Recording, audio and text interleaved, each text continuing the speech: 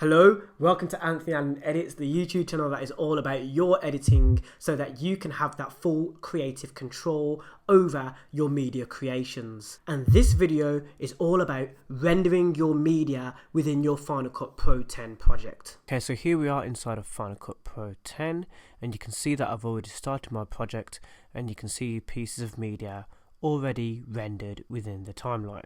So in order to show you how to render your media within your project, I'm going to drag in a new file. But before we do that, let's quickly explain what rendering your media inside your project can do for you.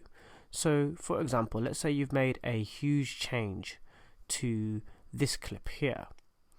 This will then begin to automatically render. But this will happen for all of the changes that you make when you're editing media within your timeline. Because of the way that Final Cut Pro 10 actually works, this can actually use a lot of CPU, but we can actually localize this within the software by focusing the rendering task on a specific media source.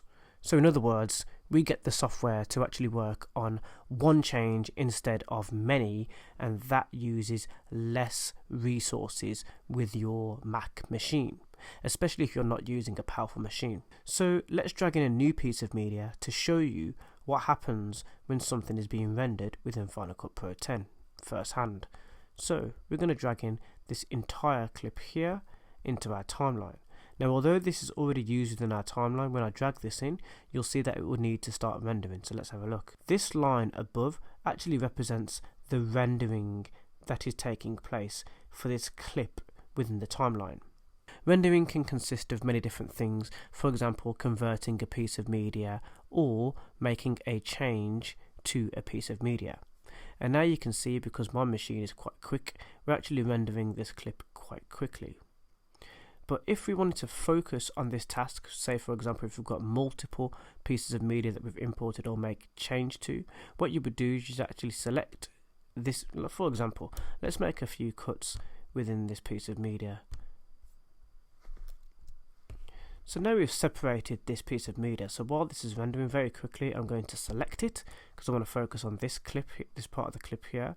Then we want to go up to the tabs and we'll go to modify, and then we're going to actually click on render selection, because at the moment it's rendering all the media sources that need rendering. So if we click render selection, this will now focus the task on this specific piece of media instead of every other piece of media. And now you can see that this is actually being rendered, and that is being represented from the dotted line that is disappearing directly above the media source within the timeline.